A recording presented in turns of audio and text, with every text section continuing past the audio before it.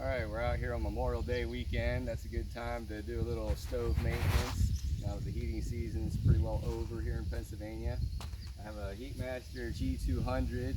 We're just going to show a couple basic things because I already did a lot of the work. But I said I never really make YouTube videos. I'm already grubby. I did most of the work, but I want to show you what I think is one of the most important steps. So if you zoom in over here, I already kind of took some things apart, but pop your two clips off the side, remove your front assembly. This is on a G200. I'm sure things have changed on different models.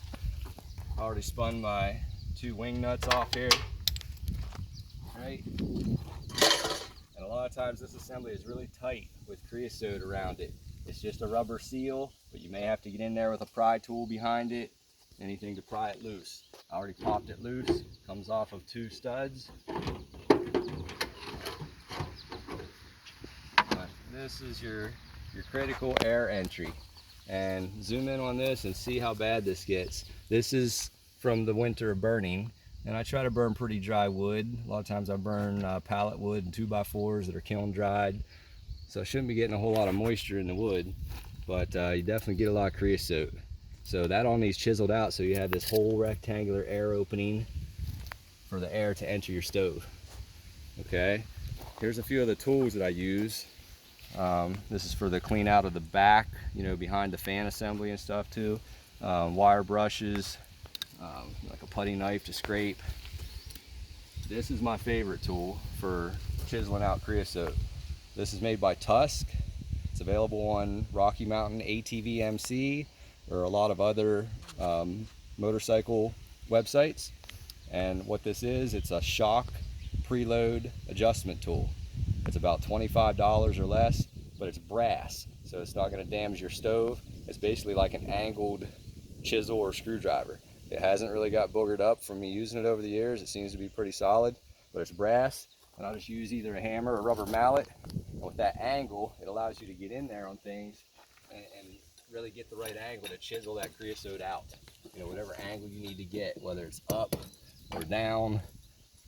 You know, you can get in there, you can really do some good chisel work with this tool. It'll bang that stuff right off there. So inside the stove, I try to chisel out all the creosote that's stuck inside the stove too.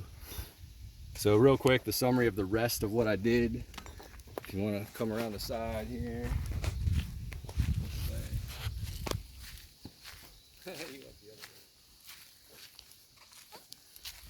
Alright, we're here at the back. Obviously took the fan assembly out. You know, you would remove this pin and that swings out. It's a little difficult sometimes to lift off. It has 4 hooks, 2 here, 2 here. You need to wiggle it up off, and inside is where your turbulators go up and down, and there's a lot of ash and stuff in there to clean out. So I shop vac that out of there, get that all cleaned up. Especially important to clean out your fan assembly. One time I didn't properly clean that out before putting it back in, and it had too much creosote and dust from cleaning the top pipe. When I cleaned the top stove pipe, it all falls down in there.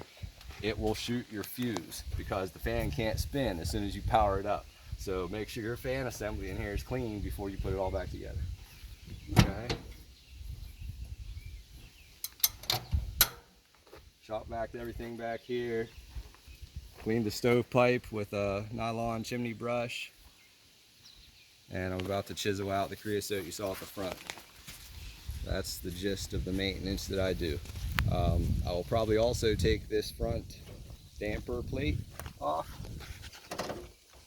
And you want to mark that so you get it back on in the correct position. I think it used to have a yellow arrow facing up right here maybe. You just want to mark it like right alongside this. Just mark it with a marker so you get it back in the same orientation when you take this off. But you can put a little bit of automatic transmission fluid behind this plate, and that'll help your air damper assembly to open and close really smooth. But the main reason I made this video is to show you this mess. In this rectangular box, that's all gummed up with a year's worth of creosote, and that's choking off your air supply. If it chokes off completely, you'll know because your stove will no longer gasify, and you won't be able to rock your turbulators. Your turbulators will get stuck, and you won't have gasification, and that's time to do this. All right, good luck guys. Any questions or comments, leave them below. Thanks.